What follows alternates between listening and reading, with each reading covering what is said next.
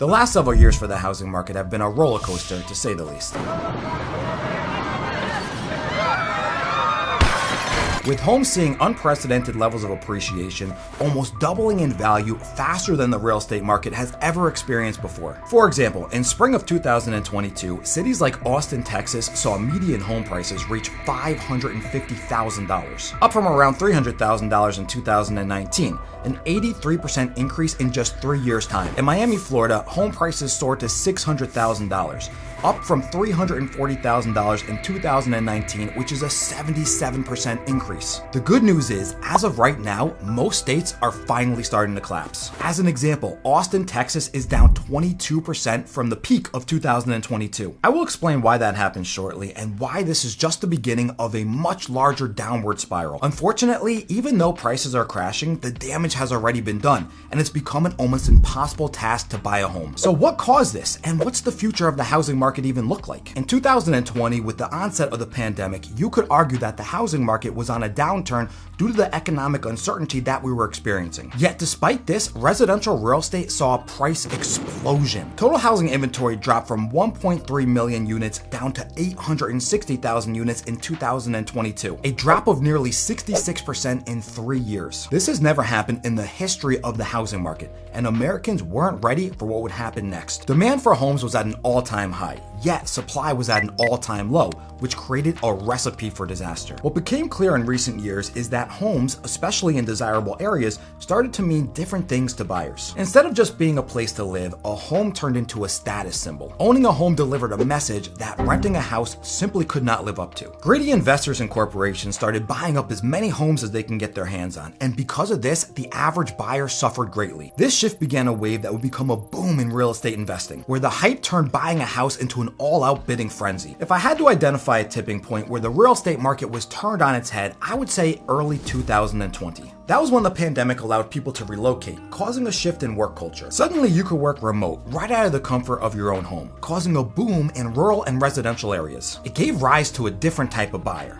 the cash buyer, who could live anywhere they want. Instead of spending 6 frigid months cooped up in a 500 square foot apartment, they could now live in a tropical environment sipping pina coladas by the pool. This fever at the top had a trickle-down effect to new developments, where select builders saw an influx of interest for their properties at pre-construction prices, leading to the dawn of the waitlist. Hence why builders in hot markets saw tremendous demand growth in this period. This rapid surge and increase for new homes created the perfect storm. As regular homes became more difficult to buy, it set in motion a fascination among a segment of buyers. The drive for validating whether a property was worth it and something that they had that others didn't. Simultaneously, places like the Sunbelt region saw a boom in the housing market given the growing population and the swift expansion by companies relocating there. Massive behemoths like Goldman Sachs, Twitter, and Lockheed Martin set up shop in Florida for the massive tax-saving benefits the state offered. Cities like Phoenix, Charlotte, Dallas, and Miami experienced growth that had never been seen before. All of this gave rise to the flipping and investment culture. If you were lucky enough to purchase a house pre-boom prices, your net worth basically doubled as soon as you closed the deal. Many people gave into the temptation of selling to investors, and some not-so-great business practices started to take place as well. Certain billion-dollar companies like Blackstone, State Street, and Vanguard began hoarding properties as it became increasingly harder to get homes at reasonable prices. At this time, listings were no longer to be able to stay on the market for longer than a few days without receiving absurd offers way over asking price. From here came the game of navigating bidding wars. In some circumstances, with less morally upright agents, you saw the maximizing of profit by pushing buyers to offer well above asking price and remove all contingencies. Back at the construction sites, you also had another issue that was brewing. As many of you probably know, building a house is not an easy task, and it requires a numerous amount of steps and building materials. But as supply chain disruptions came into effect and people started to get sick, there was a massive disruption in the supply line. The shipment of raw materials like lumber, steel, and appliances were also greatly disrupted by mass shortages. Suddenly, entire communities that were being built from the ground up suddenly faced issues where they would delay construction for many years. At the time, this might have looked like a death blow to the industry, but somehow this had dramatically positive results instead. But you see, around this time, the health of the global economy seemed to have a bleak future. we saw one of the largest surges in government intervening, attempting to restart the economy again. Stimulus checks, drops in interest rates, quantitative easing, this all led to an influx of cash. Since travel and leisure were now limited, people looked elsewhere to spend their money. So those with the means looked towards luxury items and, you guessed it, real estate. But this only exacerbated the shortage of pre-pandemic inventory. As you can see on the graph above, our shortage of houses began right after the 2008 crash, and it has only been going down since then. This, coupled with the newfound liquidity that people had just obtained, created over asking price offers in many markets. In a typical scenario, goods that increase in price within the open market typically see a downturn in demand once prices reach a point beyond what buyers are willing to pay. However, in real estate, where consumer behavior is much different, there is a rare phenomenon that could take place, where properties that see their price rise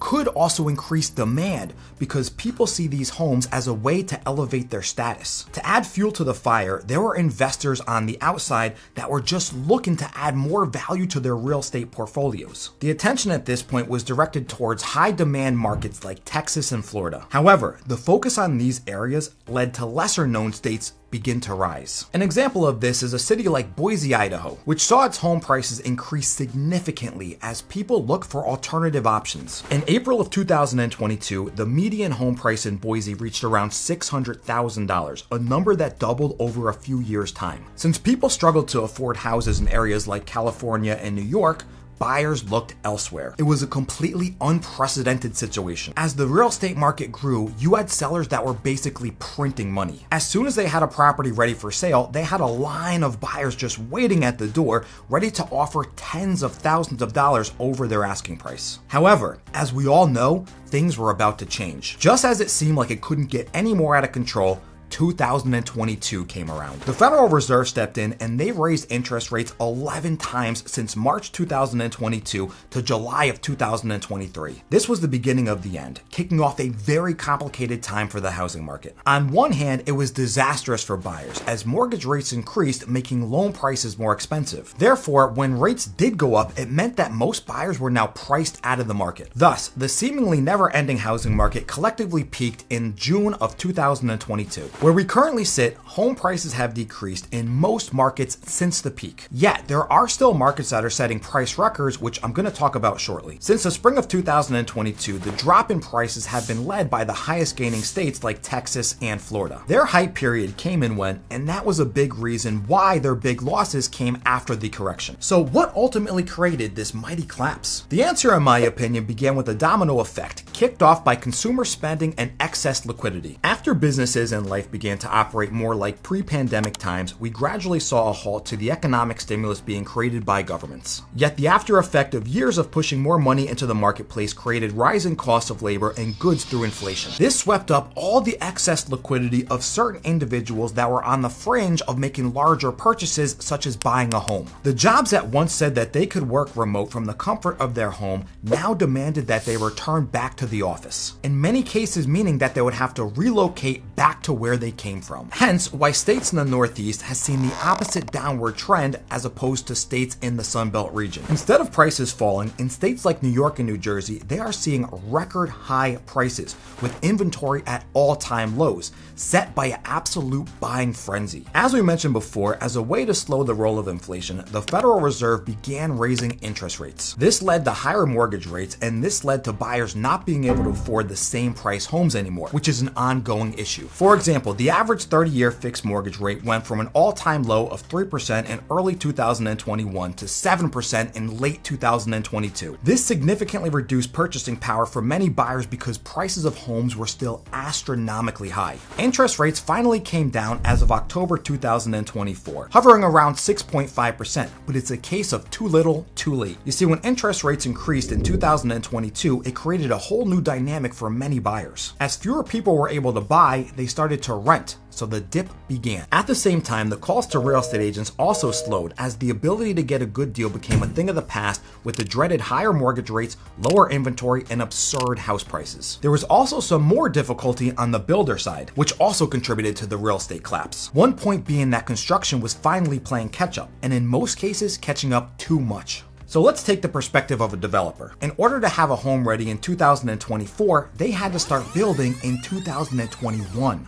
Many builders didn't anticipate the increase in interest rates and the lower demand for their would-be buyers. This led to some builders overproducing, making it easier to acquire most of these properties. Thus, the fall of new construction prices and the end of the waitlist. As homes were able to be obtained more easily, the gap between the demand and the house prices started to shrink. The number of inquiries shrunk, leading to homes sitting on the market for extended periods of time, leading to the sellers lowering their prices even more. If you bought a house since 2022 and you were forced to recently sell, you most likely lost a fortune. In the last year, we've seen a relative return to normal in most of these markets. Bidding wars are beginning to subside, meaning that buyers are finding it easier to purchase properties. However, home prices are still way too high to be considered affordable or a good investment. Right now, it's actually cheaper by $1,500 per month to rent the same equivalent house that you can buy. This is the first time in history that this is the case. So would-be buyers are sitting on the sidelines just waiting for prices to go down, inventory to go up, and mortgage rates to drop. But mortgage rates dropping by too much too soon can have a devastating effect on the housing market. For every 1 percentage point that the interest rates drop, it triggers 3 million buyers to enter the market. This would cause a buying frenzy again, much like we saw during the pandemic. This would also increase the prices of homes because the inventory would then shrink. So in unprecedented times like these higher interest rates are actually good for the housing market recovery. As much as using words like plummet and collapse are accurate when looking at these past 2 years for select markets, it is important to make a few things clear. Number one is that if you look at a 5-year window, it begins to tell a different story. Many of these markets have seen this fall in the last 2 years, still being up in price when you zoom out further. Secondly, markets that were impacted were the hype areas. In regions that didn't see this uptick in growth, you're seeing the opposite trend take place. And then number 3, this increase was never sustainable in the first place. Now, if I had to guess, there is still some additional correcting that needs to take place, which is going to be much needed. If you followed the housing market for the last few years, you know the philosophy on buying a home right now. Buy if you intend on staying long-term only. If you are unsure on where you're going to be living in the next 5 years, just rent instead. In my opinion, you're going to take a huge hit if you buy now and you're forced to suddenly sell. Are there instances where the property that you own now can suddenly increase in value? Absolutely. That said, it is rare to see such rapid increases sustained. The housing industry has seen multiple crashes before. But despite all of this up and down change, there is one thing that remains the same throughout the history of the housing market. Properties always appreciate in value over the long run. And when you do decide to buy, click on the video above so you can learn which houses never to buy. My name is Andy Coleman, and I hope you guys really enjoyed my overview of the rise and fall of the housing market.